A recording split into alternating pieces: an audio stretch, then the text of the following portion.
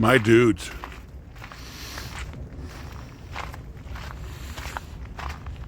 I want to talk to you guys about my favorite book I found this year.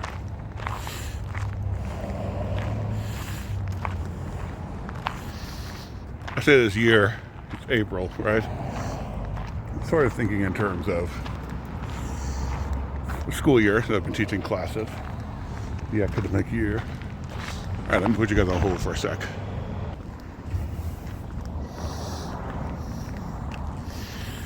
Right now I'm smoking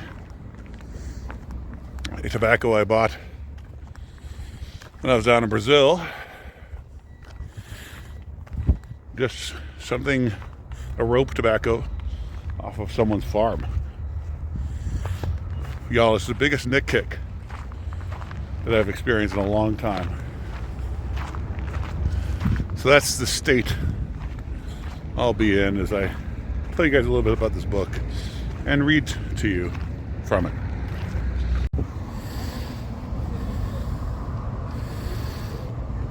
So, the book I'm talking about is the Oresteia, but not just any Oresteia. Tony Harrison's translation of the Oresteia. So the Oresteia is three. It's a cycle of plays, Aeschylus.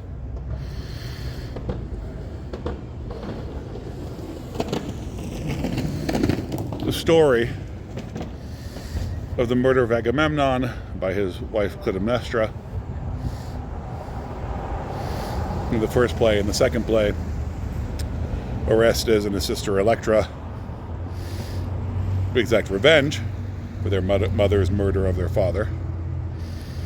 And the third play is actually a trial between the gods and the Furies and of Orestes.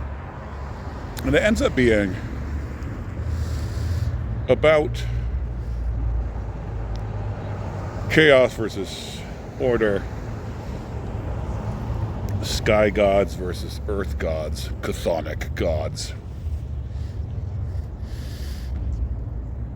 The problem of the one and the many. And it's a beautiful work, even for someone like me who has no Greek. What I love about this translation is that Tony Harrison tried to make something as Anglo-Saxon as possible. Now, I'm familiar enough with the story to say, yeah, it's a good translation of the story, even down to lines. But I'm certainly not enough of a Greek scholar to understand how much of the liberties he took are. But I've also seen that a lot of translations fail to connect to our viscera. For example, he uses the word clan a lot.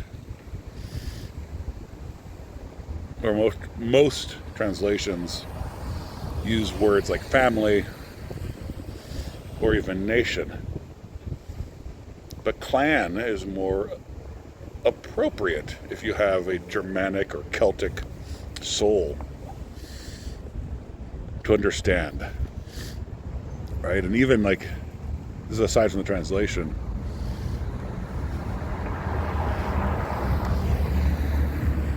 these Mycenaean warriors, the Trojan War, these are the sea peoples. Bronze Age collapse, sea peoples. These are like raiders and Vikings.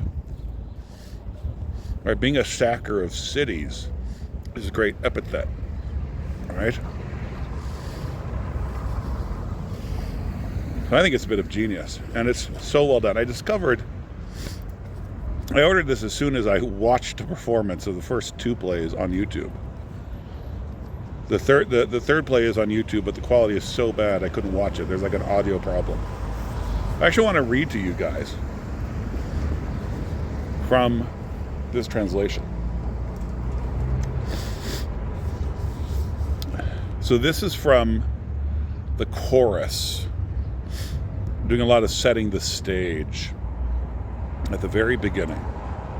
Okay, so the very beginning of the very first play, which is called Agamemnon.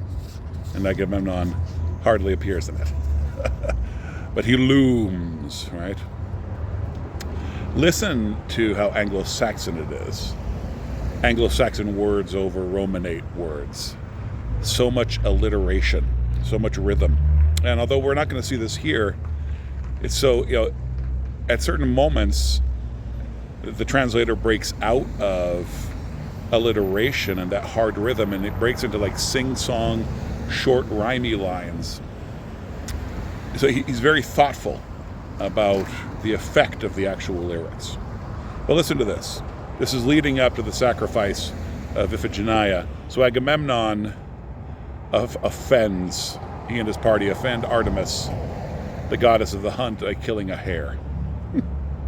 So she doesn't let them get to Troy. And this is particularly meaningful to Agamemnon's family, because it's his brother Menelaus, who was the husband of Helen, whom Paris stole. So the whole cause of the war, it's one of the big reasons Agamemnon is in charge when we read the Iliad. Batter the doom drum, but believe there will be better.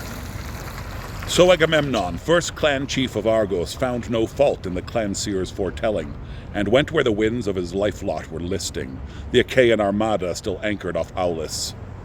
Wind force and wave swell keep the ships shorebound, men sapped of spirit, supplies running short, food pots and grain jars crapping their contents, ship planks gape open, frayed cables and rigging, time dragging, each day seeming 2 days, the flower of Argos bedraggled and drooping.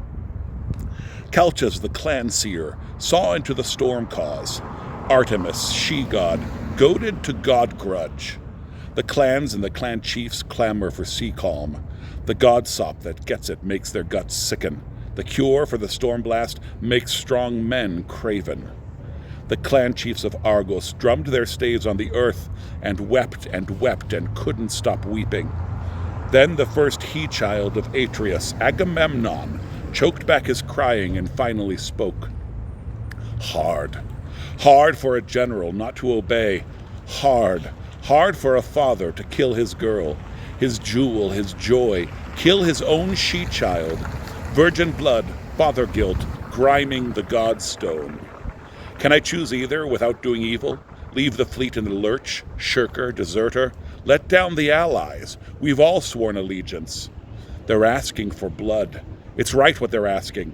A virgin's blood only will calm the wind's bluster.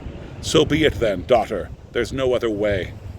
Necessity. He kneels to it, neck into the yoke strap.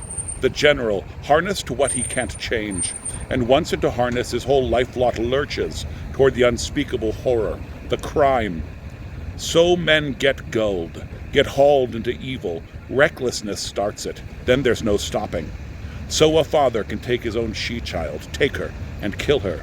His she-child, his own flesh and blood. The war effort wants it. The war effort gets it. The war for one woman. The whore war. The whore war. A virgin's blood launches the ships off to Troy.